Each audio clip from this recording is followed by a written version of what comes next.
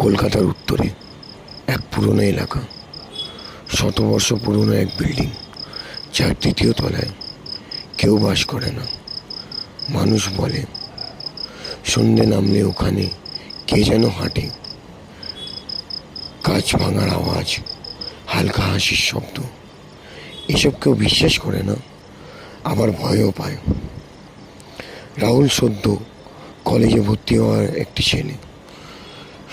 সদ্য এই বিল্ডিংয়ের দ্বিতীয় মালায় ভাড়া নিয়ে এসে উঠেছে।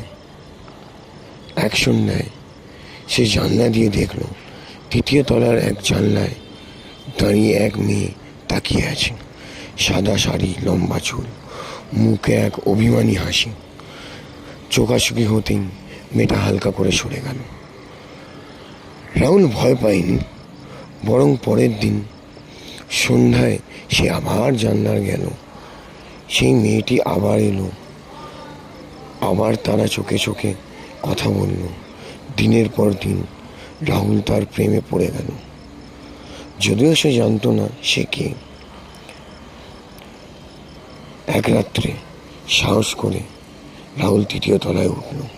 দরজা বন্ধ, তবে জানলা খোলা। সে ভেতরে ঢুকতেই হিমের বাতাস, মোমবাতির আলো আর সেই মেয়েটার গলা শুনতে পেল। তুমি এতদিন কোথায় ছিলে? রাহুল ধীরে ধীরে ঘুরে তাকালো। মেয়েটি সামনে দাঁড়িয়ে, চোখে জল, ঠোঁটে মৃদু হাসি। এত বছর ধরে কোথায় ছিলে তুমি? রাহুল জিজ্ঞেস করলো, কে তুমি? মেয়েটি বলল, আমি রূপা। রাহুল তারপর আবার জিজ্ঞেস করলো, তুমি কি মানুষ? রূপা হাসলো, বলল, আমি প্রেম, আর প্রেম কখনো মরে না। রাহুলকে সে জড়িয়ে ধরল। হঠাৎ চারপাশ অন্ধকার। নিচের তলার লোকেরা শুধু একটা বিকট চিৎকার শুনল, তারপর নীরবতা। পরদিন রাহুলের ঘর খালি পাওয়া গেল।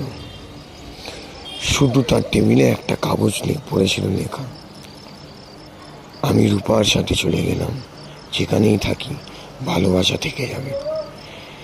কেউ আজও বিশ্বাস করে না, কিন্তু তৃতীয় তলার জানলায় এখনো মাঝে মাঝে দেখা যায় একটি ছায়া। একটা ছেলেকে জড়িয়ে ধরে একটা মেয়ে দাঁড়িয়ে আছে, চাঁদের আলোয় চিরন্তন প্রেমে বাঁধা।